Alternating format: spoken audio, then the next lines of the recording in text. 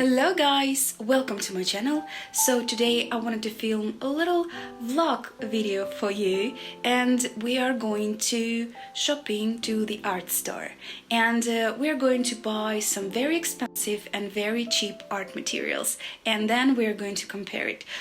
Is it worth it or not? So let's go.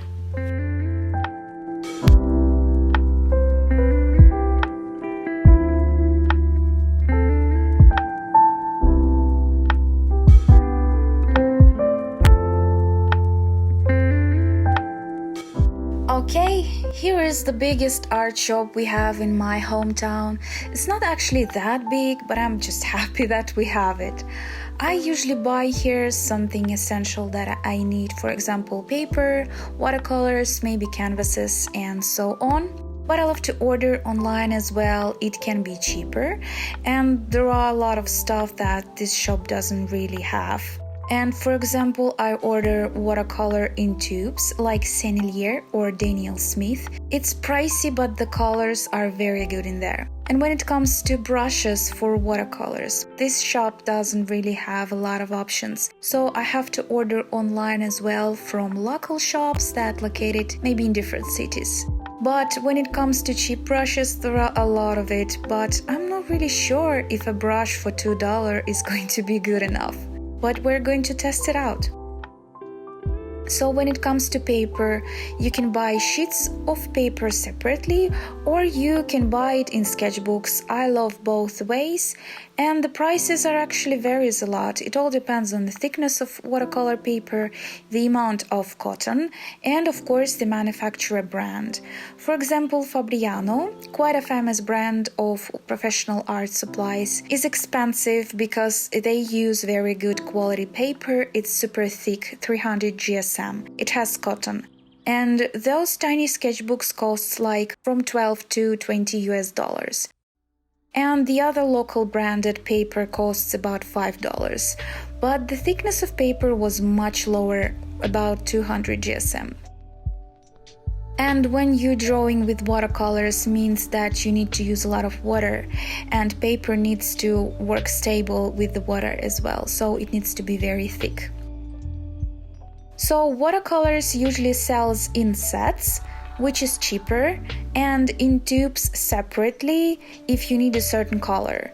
So I've realized that there was either super cheap watercolors, as if for kids, but it's actually health professional, that costs about from $3 to $5 approximately, and pro palettes that comes in pen or tube sets and goes from $10 for 6-color set. And the more colors you want, the more expensive it's going to be. Prices varies on brands as well.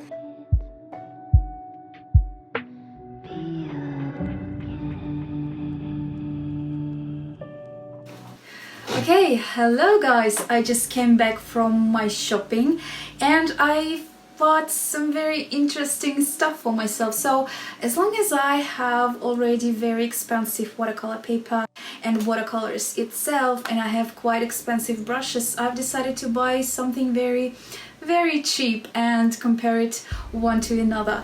So I bought this kind of cheap watercolor brush that was like $2 or $1.50, I don't really remember, but it's quite cheap. But the seller told me that it is quite professional, so I'm going to test it out.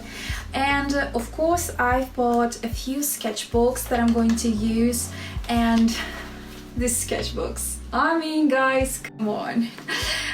This sketchbook was like $1 and $2 each. So I'm going to test it out as well. And of course I bought the set of watercolors, and you might think that it is watercolors for the kids, but it's not. It's actually designed to be for the professional drawings for the beginners. Doesn't want to spend too much money on it, I guess. Yeah, but it looks kind of watercolors for kids. And today we're going to be drawing the same drawing, but on the different materials. So let's go. Alrighty, so I've prepared my working space, as you can see. So I'm going to draw on this sketchbook that I bought for $2, and I'm going to compare my paints that I've bought. And over here I'm going to mix my professional watercolors, and over here I'm going to mix this cheap watercolor. So I separated my paper for 2 squares, and I'm going to paint I guess I'm going to paint flowers, and I'm going to paint the same flower but with different paints and with different brushes. And this is my favorite professional watercolor brush that I'm going to be using today. It's kind of messy, yeah, but I love it so much. It has like very perfect size for the drawings like this. So I guess let's begin with the sketching.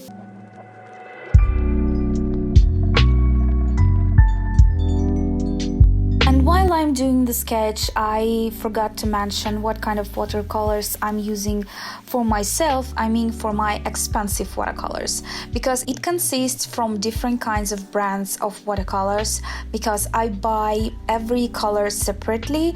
For example, my watercolors consist from different brands like Daniel Smith, Van Gogh, a bit of White Nights, which is Russian brands, and a bit of PBO. So, as you've probably guessed, I am going to paint magnolias. And for that I'm going to need mostly different shades of pink, red and violet colors, also a bit of brown, green, and I'm going to make the background on the contrast with a blue color. I especially chose this color range to kind of be able to create this watercolor illustration with the cheap watercolors as well. I begin with my left painting with professional watercolors, and I tried to mix very basic colors like pink and red and applied it evenly.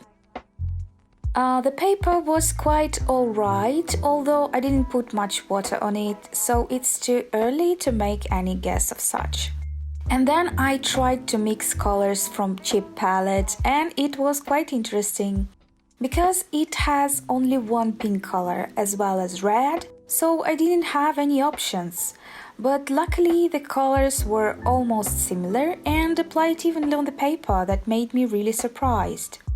That only thing that was different in that cheap watercolor is that cheap watercolor kinda dries a bit faster, so I needed to work faster too. So if you are a beginner, you will probably need to get used to it, but overall it works just fine. The next layer I mixed with the same pink and red, but I added a bit of brown color. In my professional palette, I have many different shades of brown, but that brown that cheaper palette has was too orangey, so I had to add a bit of black color, which was not really black but very transparent, almost gray color. I was surprisingly delighted with the cheap brush. It works just fine. It has that thin tip on the end. It absorbed water very well, did not mold it, and lays softly on paper, which is very surprising for such a cheap brush. Maybe I was just lucky, because I used cheap brushes, though they were from the office supply store, and it was terrible. It molded strongly, did not absorb paint, it was simply unbearable to paint with. So the more layers I applied, the more surprised I got. Of course, the paper was too thin for the wet-on-wet technique that I used. It was a little wavy, so it would probably be hard to paint using a whole piece of paper in that sketchbook, but as long as I painted on the small surface and secured paper with a tape, it was just fine. Cheap watercolors was great as well, but felt a bit creamy, almost like gouache, and I had to get a lot of paint to the brush to make it thick and visible enough. So in the end I wasted almost a quarter of each color that I used. While in my watercolor palette I use one pan of color for like a few months. So if watercolors are cheap but has fast consumption, is it really an advantage? But overall the colors looks great, bright, saturated, The color range on the cheap palette was rather small, but you can always mix colors and get a new one. But you need to make sure that colors mix evenly without any separation and dirt. My cheap palette was good enough for that. So all the red and green colors on the cheap watercolor was okay, but the blue one was really weird. It felt like the manufacturer added white gouache to the paint, and it looked faded and pastel. Maybe you can't really see it on camera, but it was in real life. Also, I've noticed that pink color on the left painting, which is an expensive watercolor, kind of faded and looked less brighter than the right one, which is cheaper. I mean, surprise! I think I needed to try and draw a portrait with this paint, and it becomes really clear for me what paint is better. But if you are just learning how to draw with watercolors, it's a good option to begin with. Okay, here is the result. Can you see the difference? I can see the slightest one, the shades of colors and the way the paint spread on paper when it dries. The paper was alright for this type of illustration, but the texture, as for me, was too visible. Those obvious lines didn't really look great. And I prefer a smoother surface or with an imitation of an eggshell. But overall, I was very surprised and happy about all that unprofessional and cheap art supplies. What do you think? So let's summarize the results.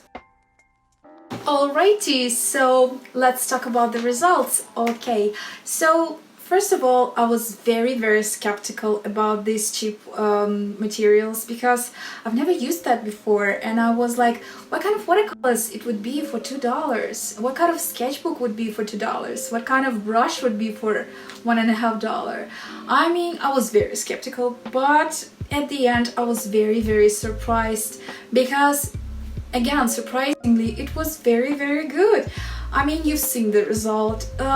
You can't really see the difference, and when it comes to working process, of course it's kind of tricky and different, but not too much, not so drastically, so I'm very happy. So I guess let's count how much do we spend and was it worth it or not. So our brush costs me, the cheap one costs me for about $2. My professional brush costs me for about $10.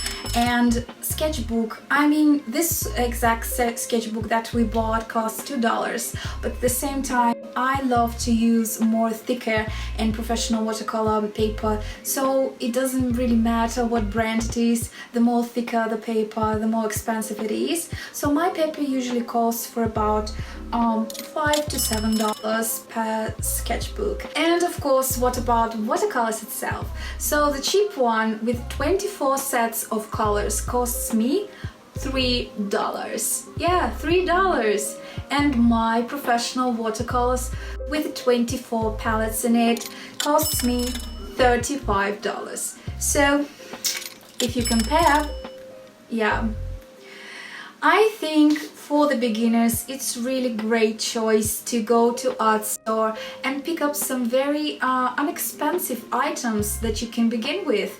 It doesn't really matter if you have super expensive fancy watercolor or paper. The main thing is your enjoyment and exciting about the drawing, and of course to improve your talent. So if you want to waste some materials, if you want to waste some paper and watercolors, why not to buy it cheap? So I hope you guys enjoyed my little video, and if you like it, please press the like button. And if you want me to draw portraits with cheap watercolors, let me know in the comments as well. Also follow me on Instagram. I will see you all there, and I post there almost daily, at least I try. So thank you for watching and stay creative. Bye bye.